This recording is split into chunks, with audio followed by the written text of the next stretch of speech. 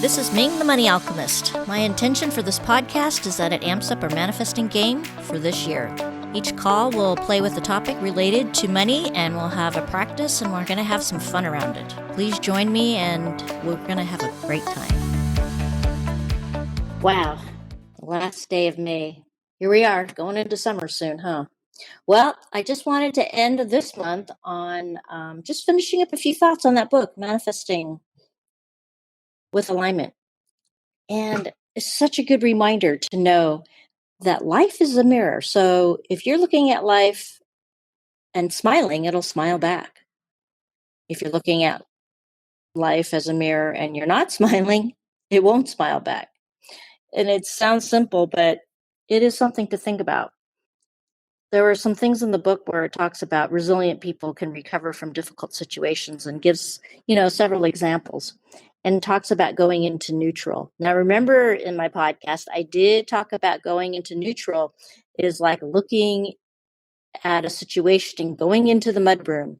It's so much easier to look at something and look at from a neutral perspective.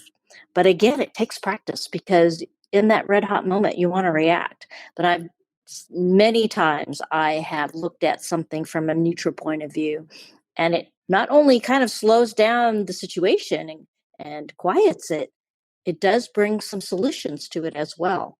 So there definitely is some validity to that practice, I must say.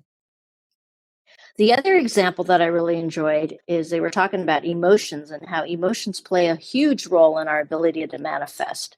So they're talking about how our emotions are like water to plants. So our thoughts are the water to plants, which is our reality. So again, it's like you have to think about the thoughts and reality and how they go. And one really easy way is letting go, right? Choosing to let go. And it takes a lot of practice to let go.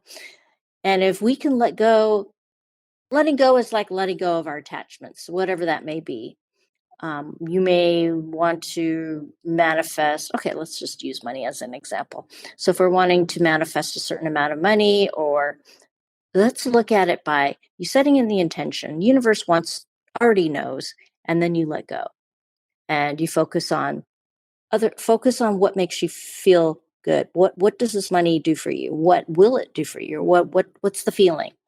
So most of the time it's that feeling of freedom, or the feeling of, it's not even the money. So when we start practicing what makes us feel free, then all the other things fall into place.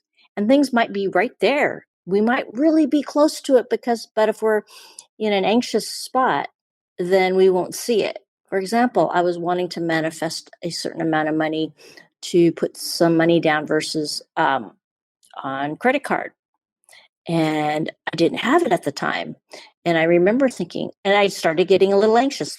Again, remember in the other previous podcasts of this month, we're talking about if you react a certain way to the same situation. So I caught myself, because if you're reading in Blue Money book, I would go in anxiety, not having the money to pay for the bills, et cetera, et cetera. And then you're in this whole wheel thing, right?